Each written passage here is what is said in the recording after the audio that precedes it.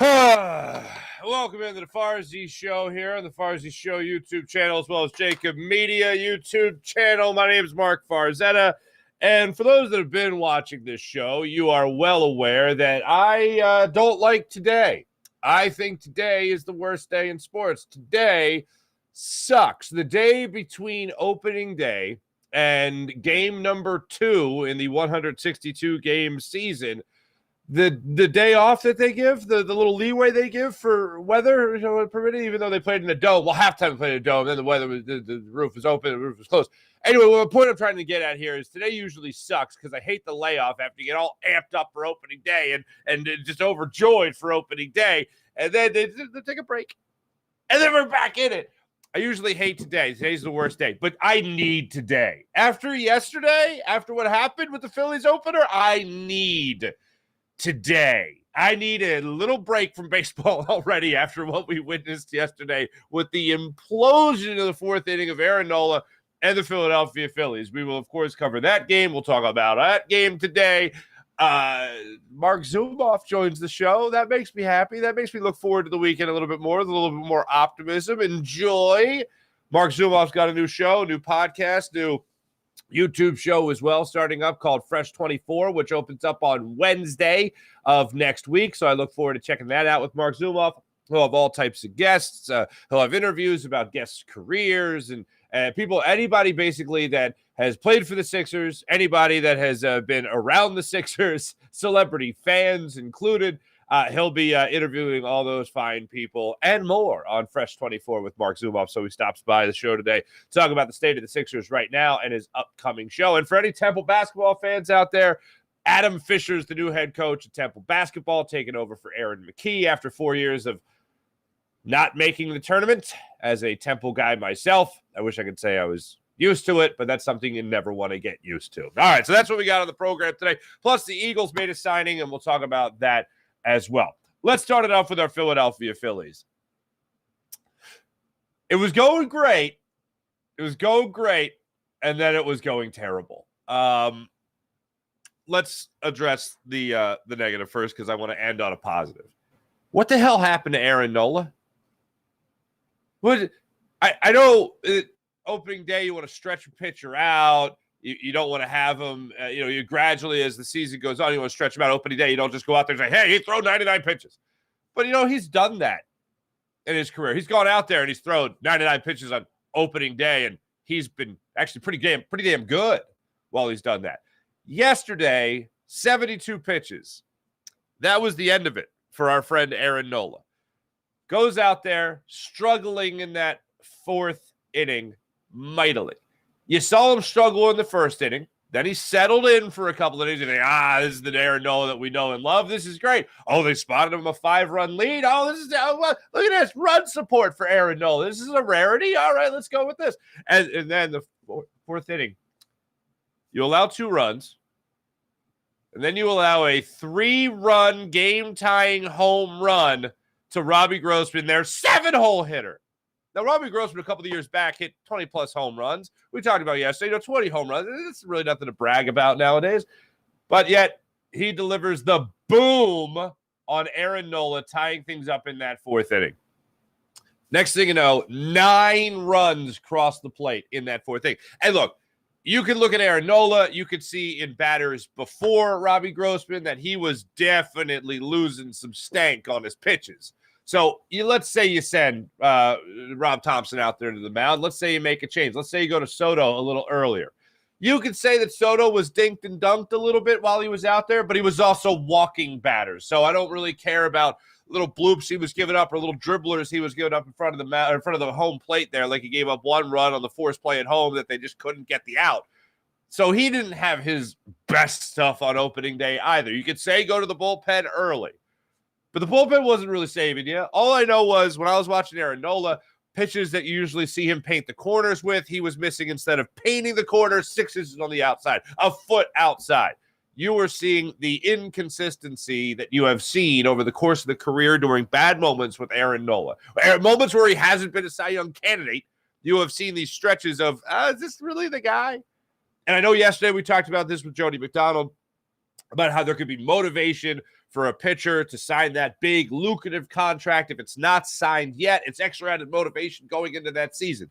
We didn't talk about the possible pressure of that type of season for a pitcher like Aaron Nola. And let's not act like this is the first time we've seen Aaron Nola struggle. He struggled big time in the World Series as well.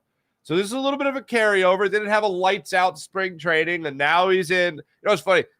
Now that it brings up spring training, my mom was over the house yesterday to help with the kids, and she's like, "Isn't Nola terrible?" And my mom occasionally watches the Phillies, but isn't Aaron Nola terrible? And I was like, "Damn, it's opening day." She goes, "Actually, she didn't say he was terrible." You know what she said? She said, "Hasn't he been struggling?" And I'm like, "It's opening day." And she's like, "Well, what about spring training?" I'm like, "It's spring training." And then 20 minutes later, the fourth inning happens. You're right, Mom. Good job, Eleanor. But watching Aaron Nola yesterday, you just saw those struggles, and it doesn't really seem like much has changed since what we watched in the World Series just a year ago. Now, you could also be saying, "Oh, at least it was the World Series that you saw him in." Yeah, but you never want to see your pitcher struggle the way he was struggling in that World Series. You certainly don't want to see him struggle the way he struggled yesterday. And how about this little fun fact that Tom McCarthy just sprinkled in there at the end of the game? Aaron Nola has never blown a 5-run lead in his career. Happy opening day, everybody. What did I tell you guys yesterday? When it comes to a starting rotation, Phillies have a good starting rotation. When it comes to a bullpen, you can have some concerns. Now, I don't think that Aaron Nola is going to have some some perfect season. Let's put it that way. And yesterday certainly was a blemish. He's 0 for 1 in good starts so far this season, just as the Phillies are 0 for 1.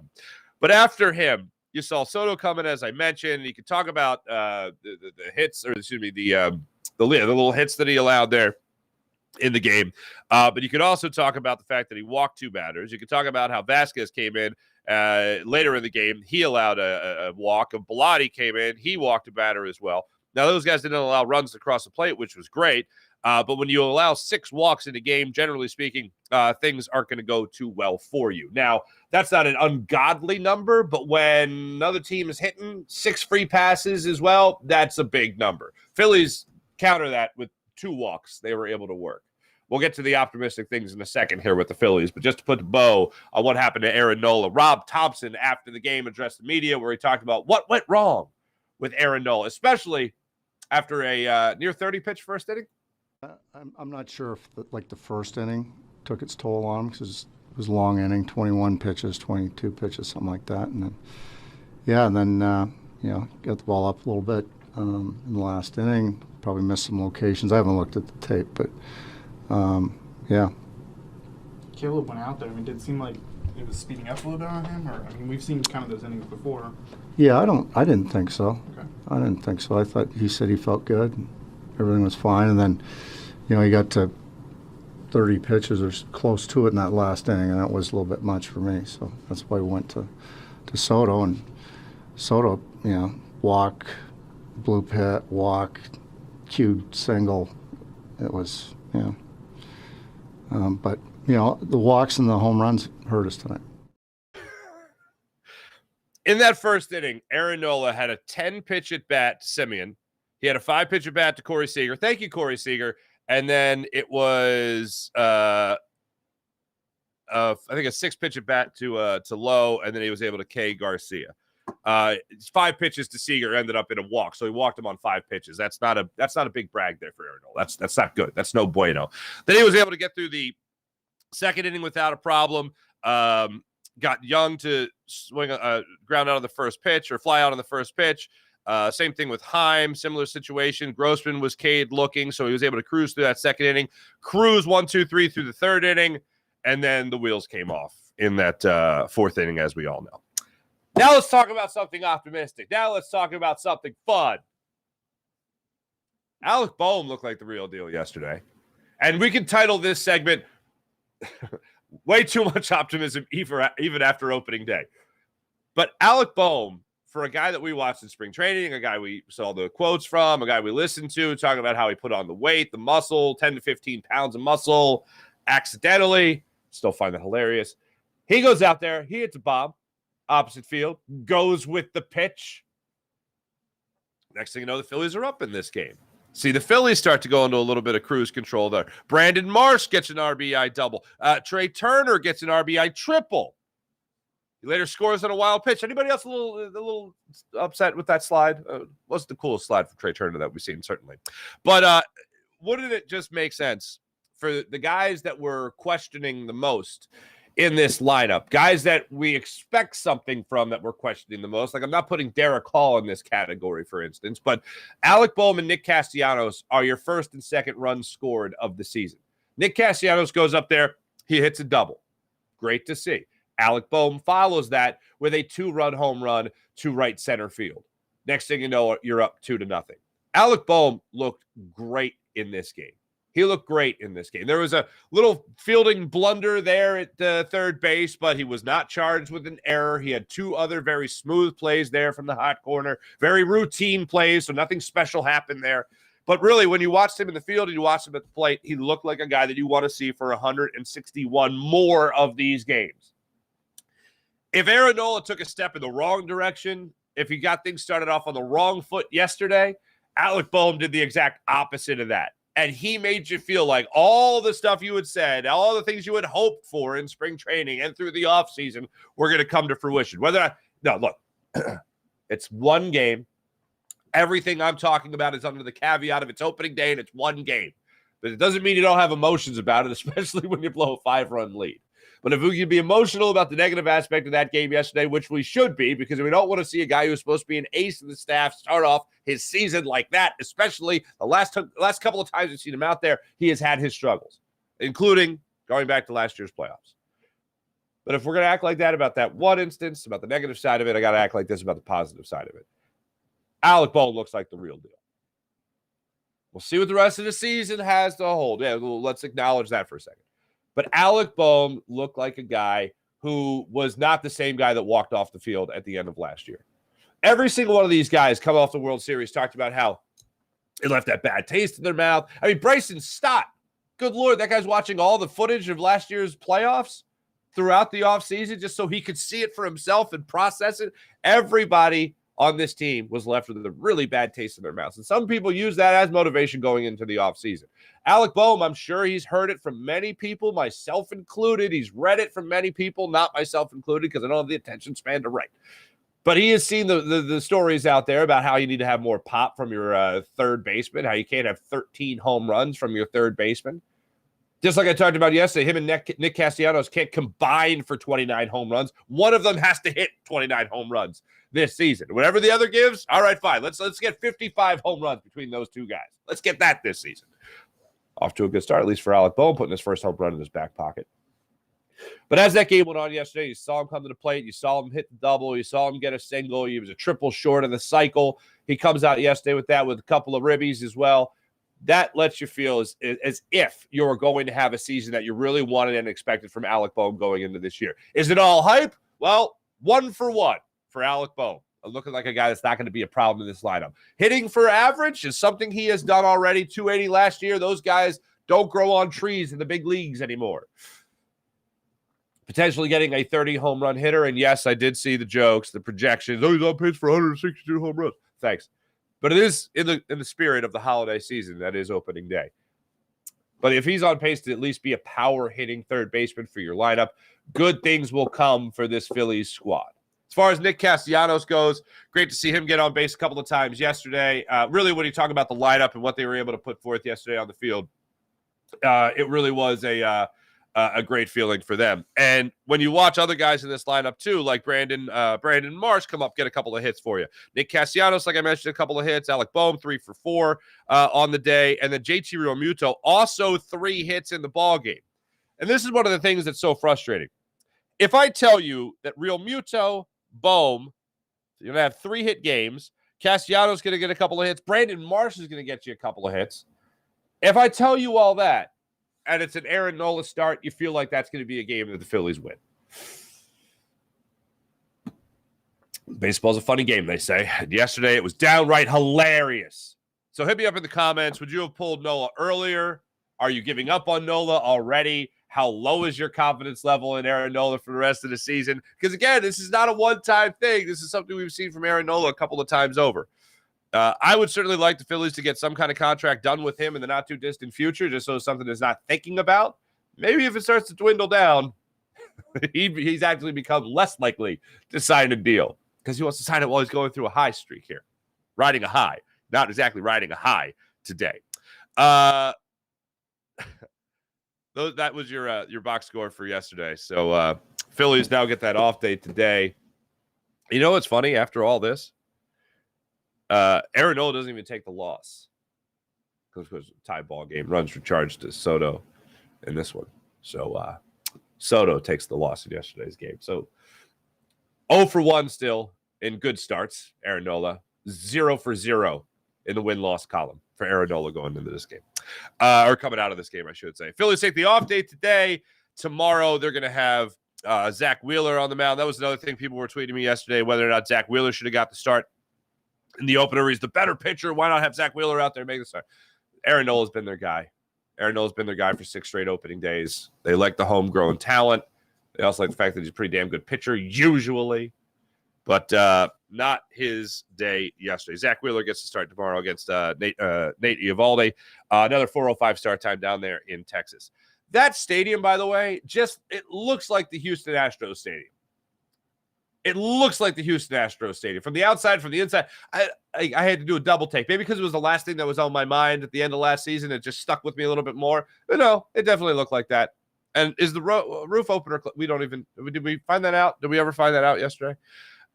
Eagles made a signing. Before we start talking Sixers, let's talk about the Eagles for a second here, ladies and gentlemen. I know some people saw this yesterday. I know everybody saw this yesterday, I should say. 1-year deal with Katavius Street, defensive tackle. Former 4th-round pick. He will be 27 in a couple of days. As a matter of fact, when I say a couple of days, like not even a month. He'll be 27 years old. 3 years with San Francisco, and then played last year with the New Orleans Saints. So this will be his 3rd team in 3 years, signing a 1-year deal with the Philadelphia Eagles. He's coming off a season just last year where he came up with 3.5 sacks, had 3 sacks from the DN position, actually, for San Francisco. This ain't it. This is a depth move. Show it one more time. This is a depth move. I still think the Eagles go D-line in the draft. But this right now with Katavius Street, it's just a depth move. You have Milton Williams, and I like Milton Williams. You have Jordan Davis. I like Jordan Davis. You got to get a snap count up for the upcoming season. You have Fletcher Cox coming back. I'm not expecting much for Fletcher Cox. Now, if we're looking at a guy like Simmons in a possible trade with the Titans, which I know has picked up some steam, our friend over there at WIP, Elliot Short Parks, put that out there. A lot of people have jumped on that bandwagon, looking at the potential of moving your 30th overall pick in the draft, shipping that to the Titans, a later pick in this draft as well for Simmons, possibly some more draft capital later on. I don't put anything past Howie Roseman. None of us should put anything past Howie Roseman. But this still ain't it.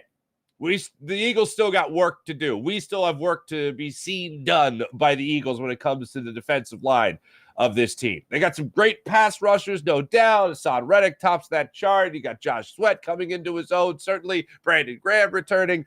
This still ain't it. You still do not have the replacement for Javon Hargrave. You still do not have that. I think the Eagles try to do that in the draft somehow. I think they try to do that on draft day somehow. Whether that's a trade late, whether that's you're making a move before, don't know yet. But I still think the Eagles are going to do a lot of things to try to bolster their defensive line before the regular season starts, probably before the end of the draft. Good depth. The Eagles like depth. Never have enough offensive or defensive linemen. I think we all realize that at this point. But all I'll say about this move is this ain't it. A lot of potential, sure. People were like bragging about being a 4th-round pick, and a 4th-round pick it's not nothing, but he's proven in his career that he's a good rotational guy. He's a versatile guy. Eagles love versatility anywhere on defense, except linebacker. They don't really care about linebacker. But if it's secondary, if it's a safety, most notably, if it's a defensive lineman, they like versatility. And he's certainly a guy that can be versatile, playing at the DN spot and the DT spot, can play inside and play outside. So he's got that type of versatility to his game. But everything else still, to me, screams we ain't done yet. I look at the running back position, and speaking to our friend John McMullen of Birds 365, which follows the show on Jacob Media, John said to me last week when I was on their show, he asked me the question whether or not the leading rusher for the Eagles is on the team right now. And I do believe the leading rusher will be Kenny Gainwell. I think the guy that's going to score the most touchdowns is going to be Rashad Penny.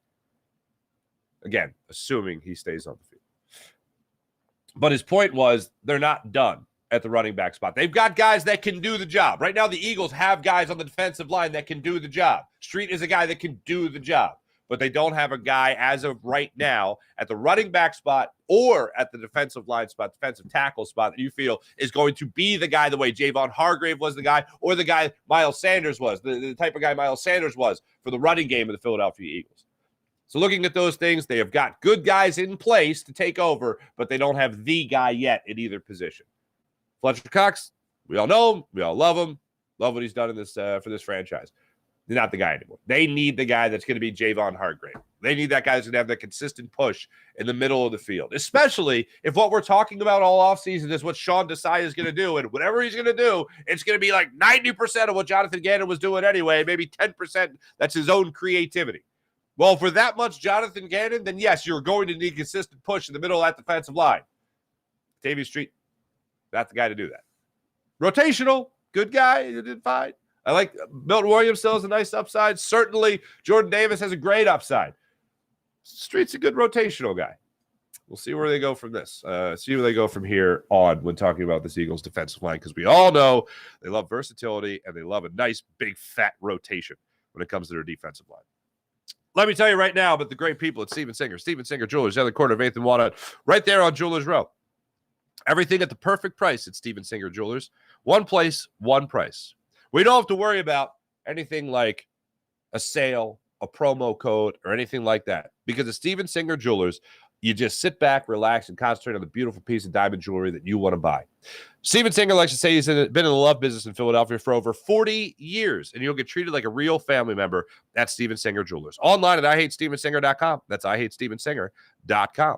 Without further ado, let's jump on the Roth and Orthopedics guest line and talk to our friend Marc Zumoff about all things Sixers, who are back at it tonight against the Raptors, 7 o'clock tip-off in South Philly, and his brand new podcast. Marc Zumoff joins the show.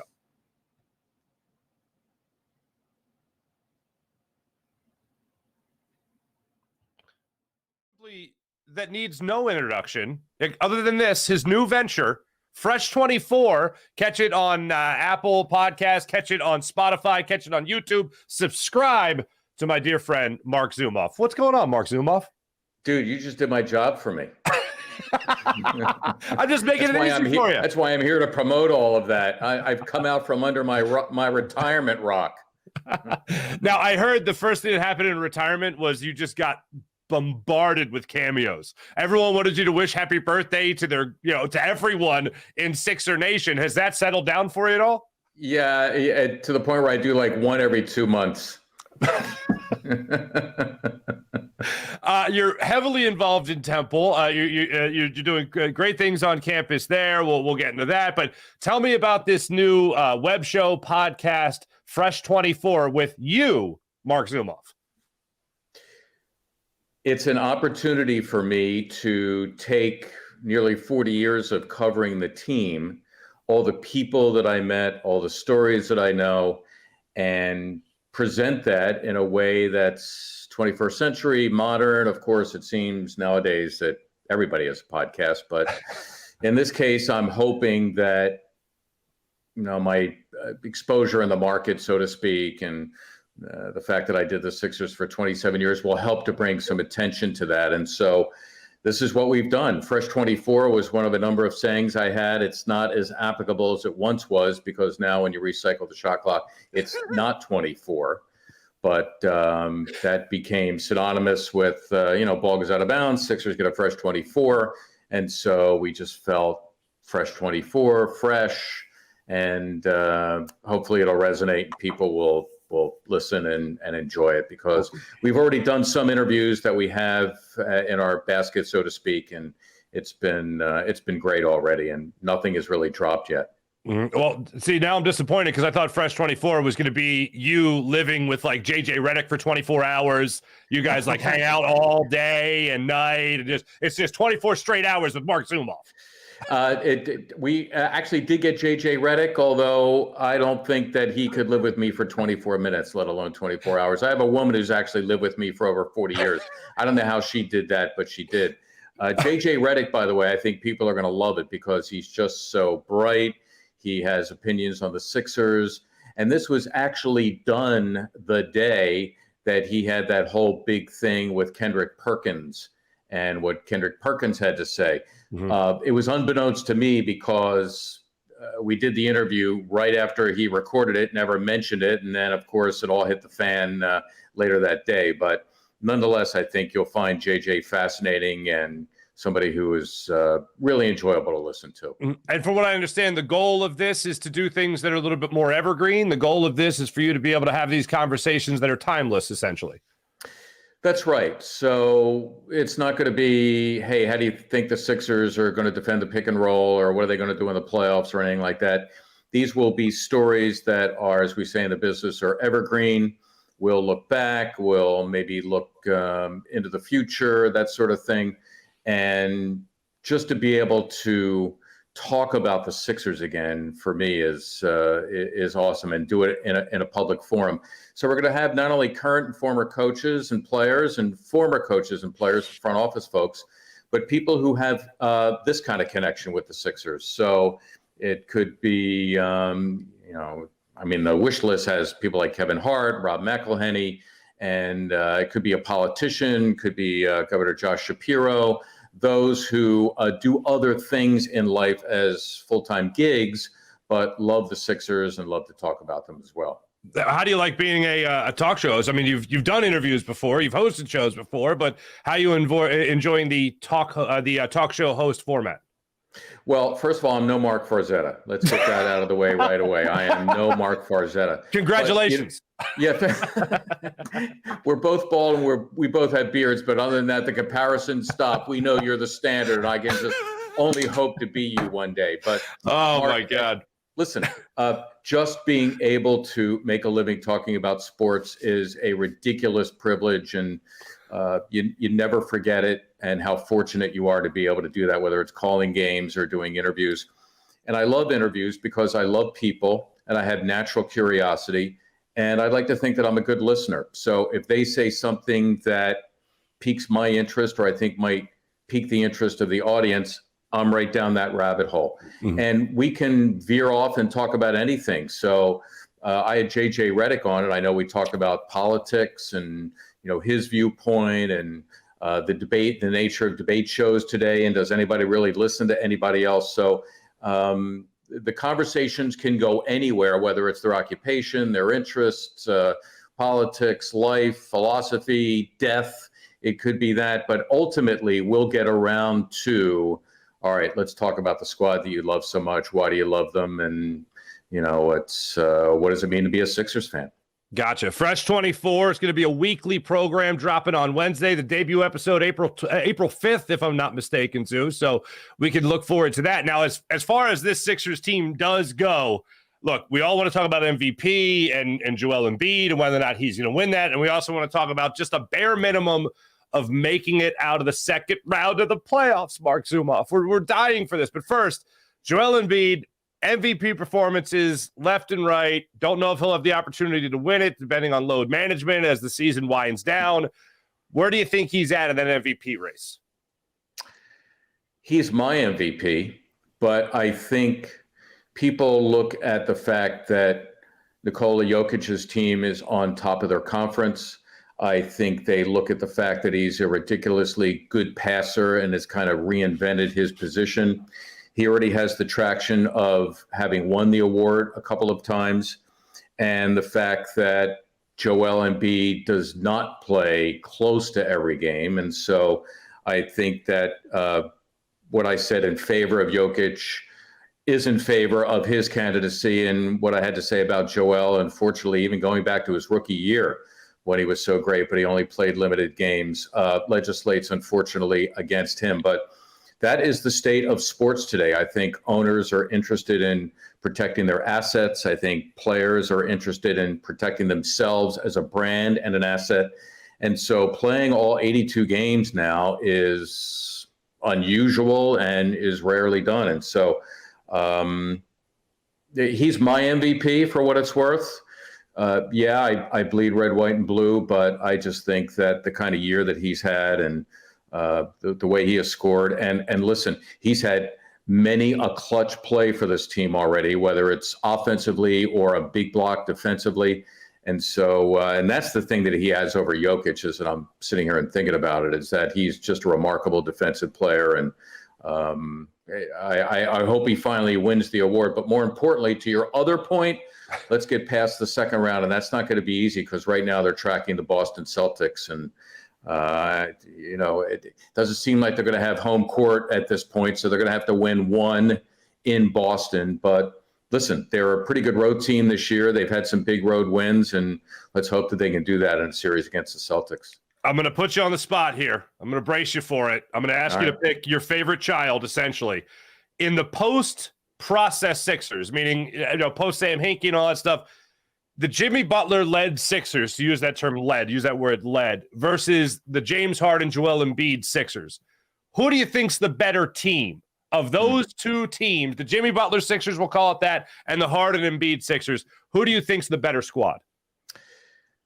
I could cop out. As I'm sitting here thinking about it, Tyrese Maxey was not on that team, and now he is. So that makes it different. And quite frankly, you could say that he's replacing Jimmy Butler, and they're two different players, but two guys who can make their own shots and even help to win a game for you in crunch time. So, and then the obvious thing that you don't have is Ben Simmons, who now is a shell of himself, and apparently his season has been shut down. But back then, we were still screaming for him to take a jump shot every once in a while or hit a free throw.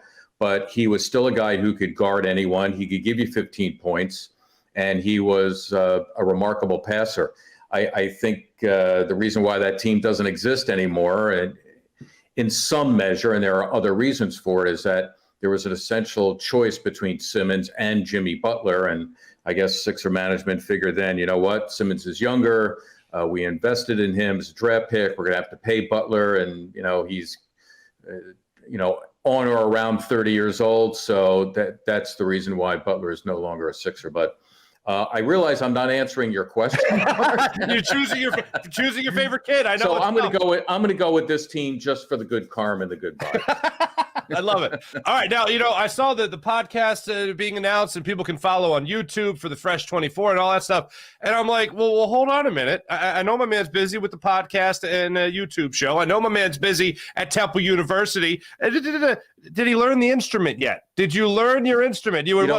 I started to. So I played flute back in the day, and I actually started to take lessons, and I discovered that I still have the wherewithal, the desire, the energy to continue to do what it is that I do, not necessarily calling games per se, but doing something like this. And so it's been in the works for many, many, many months, and it's finally come to fruition. I got the energy and the enthusiasm to do it, and hopefully that'll be reflected in the final product, and the flute's going to have to wait. That tune's going to be played later. I can't wait for you doing like a happy birthday on Cameo or just something like that. Like that. That I think I could do for you. If you want it, Mark, you let me know. I'll do it for you for free. I'm flattered. And then finally, just with Temple, our alma mater there, Adam Fisher's our new head coach, basketball. Looking forward to his tenure here. What do you know about the new Temple men's basketball head coach?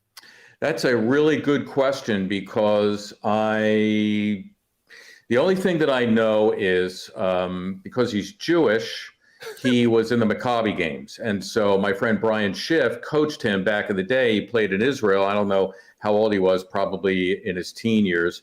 And just from what I read about him, it seems as though he recruited a couple of guards from this area to go to the University of Miami. And so what you hope is that he can keep some of these kids home who go elsewhere, and or attract somebody through the portal and bring those guys home and inject some good feeling into this team. I have a lot of respect for Aaron McKee. I think he did a good job with what he had. That's not to say anything disparaging about the players, but circumstances were that he just didn't succeed like I'm sure he wanted to and a lot of other people wanted to. I'm so glad that Aaron is still with the school and still with the program, and hopefully Adam can do some things with the help of Aaron and others to turn it around and really create some excitement on North Broad. Fresh 24 drops a fresh premiere show coming up on April 5th. That's a Wednesday. Check that out on YouTube. Check that out wherever you get your podcasts as well, Spotify and Apple Podcasts as well. Marc Zumoff, Yep. I love you. Thanks so much, brother. Congrats on the new show.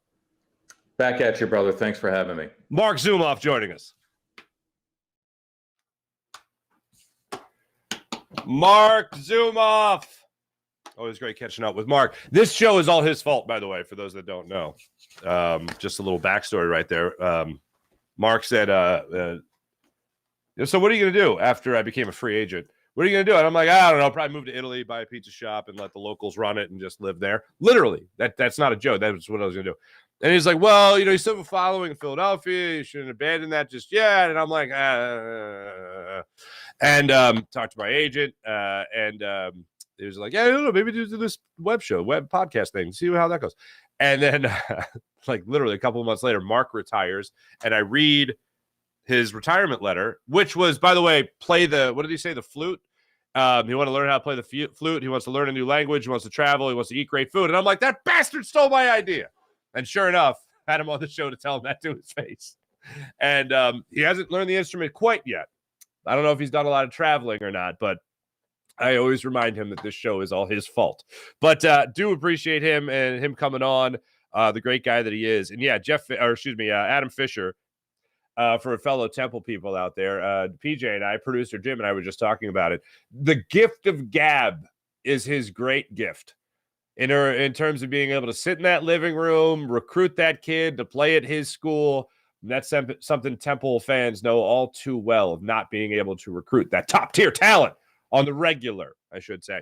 And Adam Fisher is somebody that is supposed to very much have that type of skill set, that gift of gab, to sit in that living room, recruit that kid, make sure he's wearing the cherry and the white for the upcoming season or in the not too distant future. So thanks again to Marc Zumoff for joining the show. Let me tell you about the great people at Manscaped. Manscaped.com, the leader in below-the-waist grooming. Join 4 million men worldwide who trust Manscaped in their skin-safe technology. You'll enjoy their Platinum Package 4.0, which is their biggest and best hygiene bundle yet. So check out manscaped.com. Use promo code FARZI for 20% off and free shipping at manscaped.com. Their Platinum Package 4.0 includes their Lawnmower 4.0 trimmer, as well as their Weed Whacker ear and nose hair trimmer. And yes, they do come with skin-safe technology that helps you reduce the risk of nicks, so you can manscape with confidence and comfort. So check out manscaped.com, promo code FARZI for 20% off and free shipping. How about Freestone Farm CBD at freestonefarmcbd.com? You like CBD? You use CBD? How about Freestone Farm CBD at freestonefarmcbd.com, where you can get 20% off with promo code FARZI. You'll love their tropical tasting Bayox that clocks in at a chart topping 24.1%, and Super CBD, which is half Hindu, Kush, and 21%. Genetics of these guys are off the charts. So try Freestone Farm CBD at freestonefarmcbd.com. How about PHL Sports Nation? Philadelphia Sports Nation, enhancing your Philadelphia sports fan experience across all social media and blogs. That's phlsportsnation.com. Let's get into the chat check and see how you wonderful people are doing on this fine, fine morning. April, good morning. Kevin, good morning. April, hello again. Okay. April says that Nola, I'll say, pooped the bed. He pooped the bed. It was painful to watch. The most painful thing about it, to go back to that fourth inning, as I consult my notes, the most painful thing about that fourth inning is that you saw him start to run out of gas. And I know a lot of people like to jump to, what was it, 2018? 2018, Gabe Kapler's first game managing the Phillies. Opening day in Atlanta, Nola's at 68 pitches. He's cruising. He's only allowed one run through 5 1/3. They go to the Holby Milner, I believe is the guy that came in. And the Phillies ended up blowing the lead. But he pulled Aaron Nola at 68 pitches. Well, since then, Nola's gone out on opening days, 99 pitches, 80 pitches, 84 pitches, 76 pitches. 99 pitches in 2019. He only allowed one run over 6 innings. let's see, 80 pitches in 2020, 5 innings, 4 runs. Not that good. 2021, 84 pitches, 6 2/3, only 2 earned runs. So he's giving you a mixed bag of how he's done after his 70th pitch. And this would go down in 2023 as definitely an instance where he ran out of gas. And you saw the accuracy wasn't there. And I got to be honest here. Now, it's happened in years past, so I don't blame the pitch clock at all. But this crossed my mind yesterday. Many years ago, last year, before the pitch clock, you could see pitchers take their time on the mound. They're going through a rough stretch. They'd step off, call timeout, rub the ball down a little bit. You get another mound conference. Catcher comes out, whatever. You had time to kill to try to settle yourself down. Now that is out the window, and I'm glad it's out the window because, yes, that stuff was slowing the game down way too much. If pitchers are going to want that break, they're going to have to show a little gamesmanship that you saw from Jacob deGrom earlier in the game. Remember when the little pitch com incident happened? They had that little meeting. Oh, the pitch com's not working. I need a little bit more time. You might see instances like that in Major League Baseball. The catcher can't hear me. I can't hear the catcher. I can't hear his calls. He can't hear my calls. Oh, pitch cop. Oh, I got to call timeout here. I got a pitch cop, technical difficulty. You might be seeing that as a part of gamesmanship if batters if pitchers are having their struggles against batters this season. You might be seeing a little bit of that. Now, the home plate umpire did issue a ball originally to Jacob deGrom for the delay, but then ended up taking it back. Instead of it being a full count, it ended up being just a 2-2 count to Kyle Schwarber of the Phillies. I'm not saying Aaron Nola should do that. I think Aaron Nola and every other pitcher should use whatever they can to try to gain some type of advantage, especially with the new technology instituted in the game, whether that be pitch com last year or a pitch clock this year. The trick will be you can't make it obvious. Bases loaded situation, you can't all of a sudden, I can't hear the catcher. You have to do it when you feel like you might be losing it a little bit. You feel like before things really start to let the air out of the balloon, before you really let the floodgates open, you might need to try that gamesmanship that I think Jacob deGrom was trying a little bit early in the game yesterday. Still didn't help him too much, though. He still got tattooed by the Phillies. So as the game went on for Aaron Nola yesterday, and I'm watching that 4th inning, I'm looking at the pitch clock, and I'm like, this guy's got no time to settle. And I'm not saying this is why it happened. I'm just thinking and comparing it to every other baseball season I've watched. It's interesting to know that is not going to be a bailout for certain pitchers that will need that time to settle things down. Even Soto, when he was struggling and walking guys, not being able to find the strike zone, needed a little step-off time, step off the mound, walk around. I saw Strahm do that yesterday because you're not starting that clock till you toe the rubber. And you saw that instance in a couple of different moments yesterday when Phillies pitchers were struggling. Nola didn't know how to either manipulate the pitch clock or take a little breath here and there if he needed to take a breath. But it's something that a lot of pitchers are going to have to try to get used to. And Nola looks like a guy who is going to have to get used to that. And I do think that affected him yesterday, but we've seen it in other instances where he has gotten beat up on opening day. He has had a high pitch count on opening day and allowed 4 or more runs. We know we've never seen him blow a 5-run lead. Again, it's not the reason he imploded yesterday, but I think it is something that he is going to have to get used to. Like every pitcher in baseball is going to have to get used to it. In times where you're struggling and you can't find the strike zone, or you're giving up bloop hits, or you can't strike a guy out, you can't get that put-away pitch, you're not going to have that extra second or two to try to collect yourself, like every other pitcher has had in every other season of Major League Baseball. So something he's going to have to get used to like everybody else. But that 4th inning was ungodly. And to use the phrase, April, it sums it up rather well. Yes, he pooped the bed. Sean Gillespie, what's going on? Sean Kilrain, what's going on? Nice to see you. Good morning, Sean Kilrain. Nola is the pitcher in 17 years to pitch in such short innings. Not worried. All let's go Phils. Not worried at all. Let's go Phils. All right. Let me see if I understand this. Nola is the pitcher in 17 years. The first pitcher in 17 years in such short innings? I don't know. I'm sorry, Sean. I don't understand. Long season ahead. Nola needs to hire a hypnotist. Losing is a disease. Losing penetrates the mind. All right. Sean Gillespie, please let our new defense coordinator know how to make adjustments. I mean, that's what we're all asking for, right? I know we all want to see the word aggressive. We all want to say the word aggressive. We want to see aggression on the football field. We want to see that. And ultimately, you know what will take over aggression? Adjustments. I will take that. Because maybe the aggression comes from an adjustment. Oh, we're not being aggressive. Oh, let's adjust. Let's make an adjustment. Let's be aggressive. Would have liked to have seen that in the second half against the Chiefs in the Super Bowl, most notably.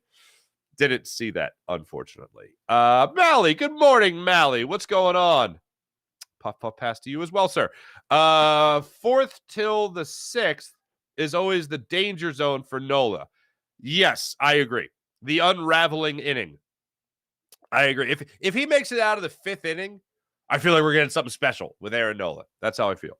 Sean Gillespie, good morning to you. Good morning to everybody. Wait. Got me thinking, give Farzi some glasses. Little gray in the beard? We got twins? What? What are we talking about? Who are you saying I look like now? Cave? Is that who I look like? I don't know. What are you saying to me? Love the fact that Kelly Green uniforms are back. Gang green defense, baby. Sean Kilrain. I love the Kelly Green uniforms as well. Did a whole rant on that the other day. Wednesday, as a matter of fact, with the people that say that doesn't matter, they want a Super Bowl in midnight green. Who the hell cares about Kelly Green? I care about Kelly Green. Everybody else cares about Kelly Green. Kelly Green, first off, it looks awesome. And second, you got 3 NFL championships in that Kelly Green. They were 48 and 49. Sorry, I love history. What about 1960? Yeah, sorry, I love history. Don't ignore it. Don't ignore it. 3 NFL championships. They didn't win another one till 2017, 2018. Come on. Anyway. PJ's chopping. Oh, well, let me get to April here. What do we got? Oh, it's doing this thing again. Oh, Mihai, let me get to you. Oh, I missed all these people. What the hell's the matter with me? PJ wants to know what he needs to do here. What he needs to do with himself now that he's got his baseball fix. now there's nothing. That's the day. That's why I usually hate today. But after you lose 11-7 on opening day, and he had a 5-run lead, and Alec Boehm hit a bomb, and Nick Castellanos was getting on base. JT Realmuto, Trey Turner had triples in this game. I need the day off. I need the break. That's what I need right now. So that's what we'll do. Today, we'll enjoy our Friday. That's what we'll do. We'll watch the Sixers take on the Raptors tonight. That's what we'll do. Flyers point streak didn't end, but they lost last night. We'll get to that in the morning rush. But yeah, that's what we'll do today. That's what we'll look at today. Mihai Sanchez, good morning. Whoa, wait. Good, we didn't re-sign Nola. I'll soon see him in my hometown of AA Reading.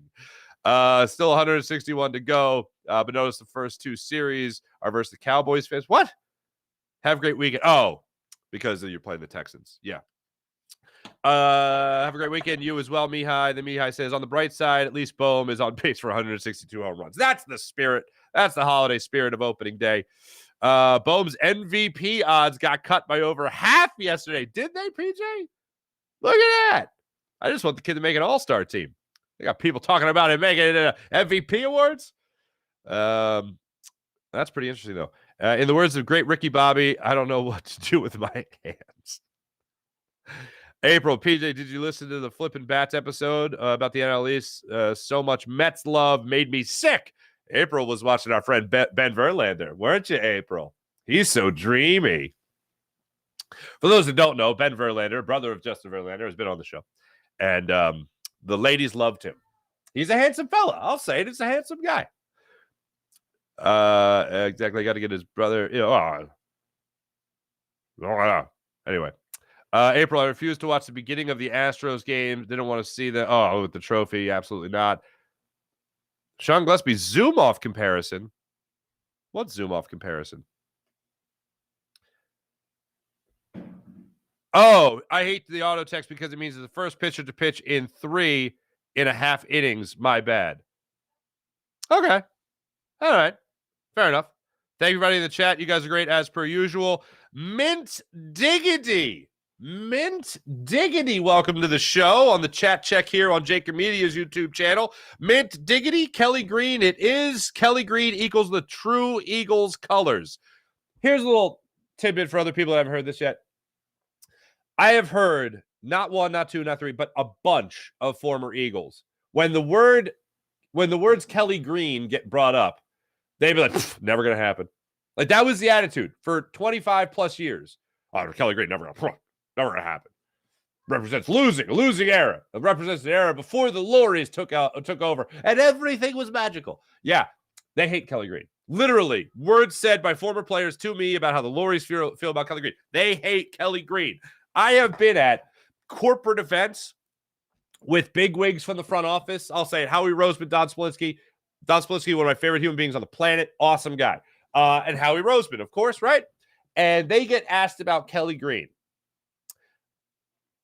At the time, a controversial quarterback named Michael Vick was tearing it up pretty well for the Eagles, okay?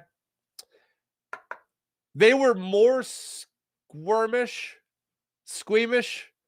They were squirming more when asked about Kelly Green jerseys as opposed to being asked about Michael Vick. I'll never forget that. It was like, well, Michael Vick, you guys gave him this is at the time where he was on his run. It was actually the season of the last time the Eagles wore Kelly Green jerseys. And I think that's why the question was asked at this corporate event. And I remember them talking about Michael Vick. He served his time. He's going to go out there and he's going to, prove that people deserve a second chance and all that stuff. And then it was like the next question. Yeah, why can't you guys use the Kelly Green jerseys again? And it was like, I didn't know we were going to talk about serious issues. Well, it's something we're and then like Howie Roseman, Don Splinsky were like looking at each other like it's something that we're considering. It's something we're considering, but we're not sure if it's gonna. So unbelievably nervous, but we're considering it. Maybe, probably not. Maybe kind of hate it, but I love it because you love it. And now it's gonna be back this season. We can all get excited. So thank you. Hold on. Let me say it again. Mint Diggity for joining the program. Much appreciated. So that's what we got right there. Wait, he was comparing me to Zumoff comparison. April, thank you for explaining it to me. Zoo's just an awesome guy. Who just doles out compliments better than anybody. Lovely guy. We had a little technical issue too when we were trying to connect. So we didn't usually, if they're like friends of mine, like Zumoff, and we're going to do an interview, we'll BS for like 10, 15 minutes, catch up a little bit on life. Not so much. I will say this, the questions I was asking Zumoff about Cameo, I can tell this story because it's flattering to Zumoff. So whatever. So apparently the day after he retired, he got up on Cameo. Okay. Or maybe the week after he retired, he got up on Cameo there and he had to shut it down. Because so many different Philadelphia 76ers fans were hitting up Marc Zumoff, being like, "Could you wish happy birthday to me? Wish happy birthday to my aunt? Wish happy birthday to my friend?" It was like, okay, all right, flooded. Need to cancel this for a second and start anew, maybe another time. But yeah, Mark, appreciate him being on the show. Let's get to the morning rush. Brought to you by Sky Motor Cars, SkyMotorCars.com. Speaking of Marc Zumoff and the 10-9-8 76ers, they're back on the hardwood tonight in South Philadelphia as they take on the Toronto Raptors. Interesting thing going on here with the Toronto Raptors. They come into tonight's game with a little bit of history here against the Sixers, as most people know.